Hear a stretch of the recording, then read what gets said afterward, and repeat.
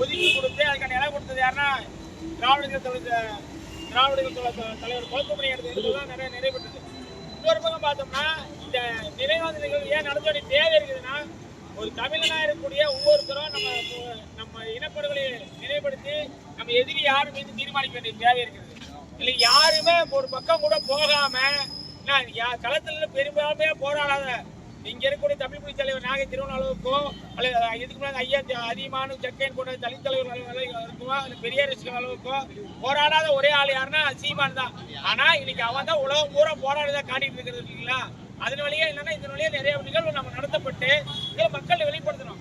யார் யாரெல்லாம் கொண்டு வந்தா, யார் யாரெல்லாம் என்னென்ன பண்ணினாங்க, எத்தனை தோழர் உயிர் தியாகம் பண்ணியிருக்கிறாங்க தமிழ்நாட்டுல, எத்தனை தோழர்கள் தியாகத்தில் அனுப்பின பேரிலாளர் போன்ற தோழர்கள்லாம் எத்தனை சிறை சென்று பேட்டரி வாங்கி கொடுத்துனா சரி வாழ்நாள் தந்தாங்க. அதே போல பல தோழர்கள் இங்கிருந்த தோழர்கள் எத்தனை தோழர்கள் ஆயுதம் கொடுத்து, பெட்ரோல் கொடுத்து, இல்லை உடைகள் கொடுத்து, எத்தனை பேரை வளர்த்து அதுக்காக நம்ம நிறைய 2010 போராட்டங்களுக்கு இவ்வளவுதான் இல்லை அவ்வளோ போராட்டம் நடத்துறோம்.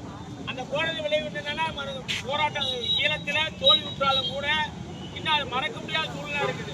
அதே போல என்னன்னா இங்க வந்து என்ன கேட்டீங்கன்னா எப்படி அங்க சிக்கிற பேருக்கு வந்து தமிழீழ மக்களை வந்து ஒடுக்குச்சோ அதே மாதிரி பார்ப்பனிய பணியா கும்பல் வந்து இந்திய அரசு தமிழக அரசு ஒடுக்கிட்டு தமிழக மக்கள் ஒடுக்கிட்டு இருக்குது. இன்னும் எந்த அணியெல்லாம் வரான்னு பாத்தீங்கன்னா இன்னைக்கு பூரா இங்க இருக்கக்கூடிய அனைத்து பகுதியிலும் இந்திக்காரன் கொண்டு கொடுத்தான், ஓட்டுரிமை எல்லாம் கொடுத்துட்டான். அடுத்த கட்டம் யாரெல்லாம் தேர்வு பண்ண சூழலுக்கு அவன் தேர்ந்தெடுக்கிற சூழலுக்கு கொண்டு வர போறாங்க. பாத்தீங்கன்னா எப்படியெல்லாம் பாத்தீங்கன்னா இந்திக்காரன் முக்காசு இருப்பான், தமிழ்நாடு இருக்காங்கன்னா கேள்விக்குறிதான். அதே பாத்தீங்கன்னா இங்க பாத்தீங்கன்னா இங்க இருக்க நம்ம தமிழ்நாட்டுல எல்லா பக்கம் மும்மொழி தொழில் சொல்லி இந்தியை கொண்டு வரான். எப்படி ஒரு தேசியத்தை ஒழிக்கணும்னா நபரை ஒழிக்கிறது தேவையே இல்லை, அவன் மொழியும் அவன் கலாச்சாரத்தை ஒழிச்சா அந்த இனம் அழிஞ்சிடும். அப்படி இந்திய கொண்டு வந்த மொழிதான் எத்தனை மொழிகள் ஒழிஞ்சிருக்குது. வேல்பூரி மொழி, பல மொழிகள், குஜராத்தில எல்லாம் பேசுறாங்க, குஜராத்தி மொழி ஒன்று இருக்கா அப்படிங்கிற மொழியெல்லாம் இருக்கான்னு கேட்டா நிறைய மொழிகள் அழிக்கப்பட்டிருக்குது. அது மாதிரி பல மொழிகள் இந்த மொழியால் கொண்டு தேசியமே அழிஞ்சிடும். நம்ம மொழியும் நம் கலாச்சாரத்தை பண்பாடு அழிக்கிறோம், மொழியை அழிச்சா போதுமானது. அதன் அடிப்படையில் இப்படி ஈழத்தில் ஒரு இனப்படுகொலை நடந்தது, இங்கே மொழிப்படுகொலை நடக்கப்பட்டு அடுத்துக்கிட்ட நம்ம ஒரு இந்திய பார்ப்பனி அடிமை இருக்காங்க.